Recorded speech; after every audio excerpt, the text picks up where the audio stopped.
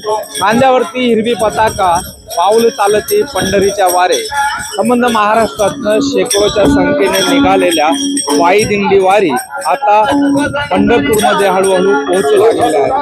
खरं तर पायी चालत असताना विठुरायाचं नामस्मरण आणि भक्तीची ताकद या जोरावरती पायी चालत आलेल्या वारकरी जे ते शेकडो किलोमीटर अंतर पार करून आता पंढरपूरमध्ये पोहोचू लागलेले आहे. खरं तर संबंध महाराष्ट्रातनं गावखेड्यातनं शेकडोच्या संख्येने वारकरी जे ते पंढरपूरकडे येताना दिसून येत आहेत.